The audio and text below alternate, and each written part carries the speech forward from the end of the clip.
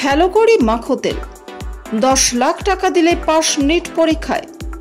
NEET নিয়ে যখন দেশ জুড়ে বিতর্ক, তখনই খোঁজ মিলল বড় র্যাকেটের। গুজরাট থেকে গ্রেপ্তার চিটিং গ্যাং। কোচিং সেন্টারের মালিক সহ 4 জনকে গ্রেপ্তার করা হয়েছে। এক অভিযুক্তের কাছ থেকে 7 লক্ষ টাকা নগদ উদ্ধার করা হয়েছে। ডাক্তারি পরীক্ষার নিট ঘিরে ব্যাপক দুর্নীতির অভিযোগ। টাকার বিনিময়ে প্রশ্নপত্র ফাঁস। পরীক্ষায় পাশ করিয়ে দেওয়া হচ্ছিল বলেই অভিযোগ। এই অভিযোগের ভিত্তিতে গুজরাটের গোধরা থেকে 4 জনকে গ্রেপ্তার করা হয়েছে। মূল অভিযুক্তের নাম পরশুরাম রায়। তিনি নিট পরীক্ষায় পাশ করানোর র্যাকেটের মূল মাথা। জানা গিয়েছে, রায় ওভারসিজ কোম্পানির নামে একটি সংস্থা চালাতো পরশুরাম। তার সঙ্গী তুষার ভাট। তিনি গোধরায় জয় জলরাম স্কুলের শিক্ষক। এরা 2 জন মিলে নিট পরীক্ষায় দুর্নীতি চক্র চালাতো। পরীক্ষার্থীদের কাছ থেকে টাকা নিয়ে তার বিনিময়ে তাদের উত্তরপত্র লিখে দেওয়া হতো। এর জন্য মাথাপিছু 10 লক্ষ টাকা করে রেট ধার্য করা হয়েছিল। এভাবেই তারা 12 কোটি টাকা তুলেছিল।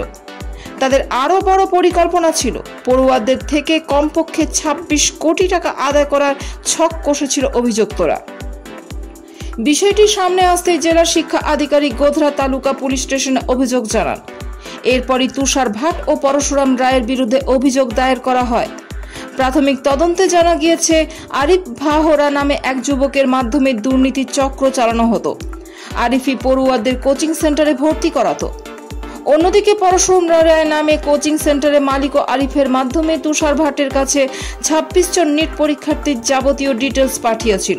এদের মধ্যে 6 জন পড়ুয়ার পরীক্ষার সিট পড়েছিল তুষার ভাটের জয় জলরাম স্কুলে।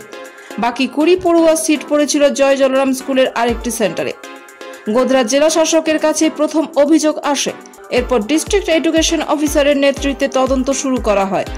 অভিযুক্ত শিক্ষক তুষার ভাটের গাড়ি থেকে 7 লক্ষ টাকা নগদ উদ্ধার করা হয়েছে।